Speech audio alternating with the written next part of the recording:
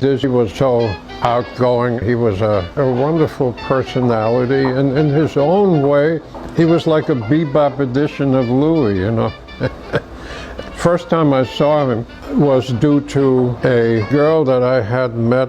She was pretty hip, and this is again early in my New York days. And she was the first one to take me to Harlem. She took me to the Apollo to see Dizzy's big band, and I will forever be grateful to her for that, because this was the stage where Dizzy had Chano Pozo. So I fortunately got to see that, and I'll never forget it. The band was great, but Pozo was something else. They had this number written by George Russell that featured Chano called Cubano B, Cubano Bop. It was a whole show that involved Chano Pozo, who, as you know, did not live too much longer after that because he was killed in some stupid encounter that had to do with drugs, and some guy just pulled out the thing and shot him. So I was lucky that I got to see him, but it was a real show, because what they did was they put the house lights down for that, and Pozo had been playing with the band, but then he came out stripped to the waist with some kind of interesting pair of pants, and how they got by with that on stage, I don't know. A lamp, one of those things with a flame on it, he heated up the skins of his big drum that he carried there, and he had a whole array of stuff.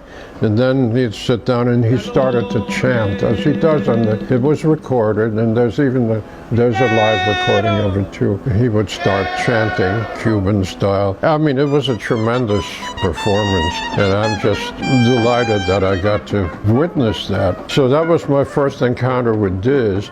Dizzy was so easy to get to know. We became friendly too, and saw him in the many different circumstances, and must say that he was the most consistent. I mean, he never seemed to have an off day, off night. And the way he played, you know, the way he mastered that instrument, he had his own approach. He had the puffed cheeks, which you were not supposed to have. That's where he stored all that air, because he could play those tremendous runs. Nobody else has been able to do that speed and in such a long flow.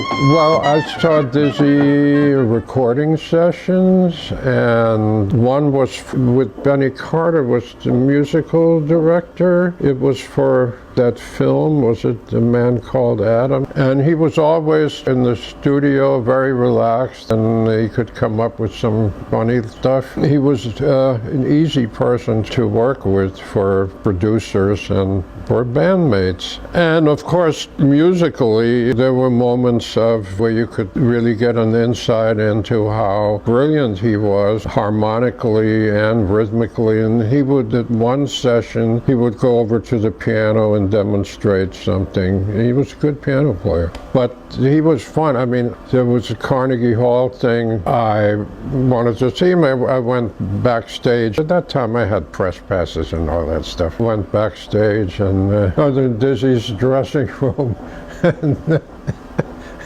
they were smoking a joint at Carnegie Hall backstage. I can talk about that now because it's legal now, for Christ's sakes, you know.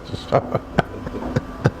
But anyway, I had Dizzy here when I was with Downbeat. Yeah, it was doing a preface for my first book for jazz people. So I interviewed him. Among other things, he mentioned Miles there. He said about a lot of people don't understand Miles because basically he said Miles is a shy person. I remember one night I was late, early in the morning, you know, jazz hours. I was walking with some musician friends. I was a trumpet player who was carrying a trumpet under his arm. And all of a sudden, this was on Columbus Circle, you know, we were walking around. A car came around and somebody yelled, "Musicians!" And it was Dizzy. He was in the car. He wasn't driving. So he waved and yelled, "Musicians." But I did a thing about his then quintet, a very young Kenny Barron. Dizzy put Kenny on the map. I think he wasn't 20 yet, but terrific. Chris White was the bass player, and Moody. Moody is somebody, we got to talk about Moody too. What a beautiful man.